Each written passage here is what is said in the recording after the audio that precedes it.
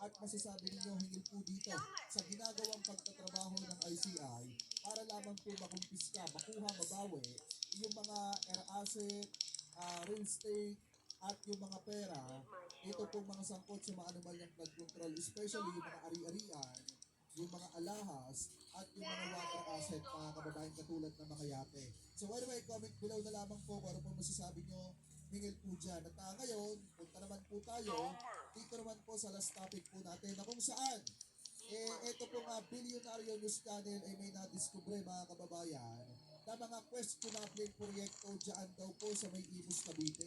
Kasi ayon po dito mga kababayan, sa Bilyonaryo News Channel o mali substandard at coastal project sa Imus Cavite, inireklamo daw po mga kababayan ng mga residente po dyan at yan po ay nadiskubre at nalaman mismo ng Bilyonaryo News Channel. So ito, pakinggan po natin at kilalanin po natin kung sino mga kontrakto na may hawak po niyan.